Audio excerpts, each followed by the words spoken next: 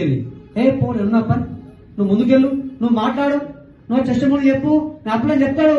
కానీ నువ్వు కొంచెం అప్లై మీద నమ్మకం ఉన్నది, అరే దొరుకుతున్నారా బయట చేస్తాను అనుకుంటుంది.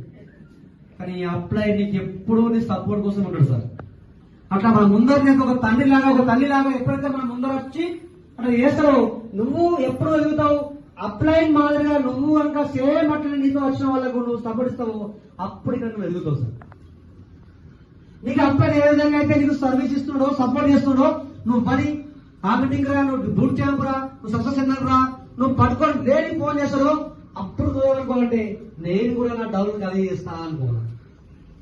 ఏ సిస్టమ్ సార్ మనం చేసేది కాపీ పేస్ట్ బిజినెస్. అప్లై ఏదైతే చేస్తాడో నువ్వు అదే చేయాలి. ఇక్కడ కొత్త నువ్వు చేసానుకో నువ్వు ఎక్కడ ఉండవు. గుడ్ మార్నింగ్ ఇట్లా సార్. అంటే అప్లై ఏం చేస్తాడు, ఏదైనా చెప్పని అది చెప్పిందే నువ్వు చెప్పాలి. కొంతమంది మౌన్ బావులు ఏంటంటే ఒకసారి బిజినెస్ ప్లాన్ షో రమ్మంటే ఒక 3 సార్లు వింటారు, 4వ సారి సార్ అదే చెప్తారు కదా సార్. ఇంకా రాదా సార్, మొత్తం 10 టైమ్స్ ఆఫ్ ఇన్కమ్స్ మొత్తం నోట్ చెప్పేస్తా సార్ అంటారు కొందరు. సార్ ఎన్ని ఇన్కమ్స్ చెప్తున్నా ఒక్క వ్యక్తి ఒకరు ఎత్తారు ప్లాన్ అంతే సార్.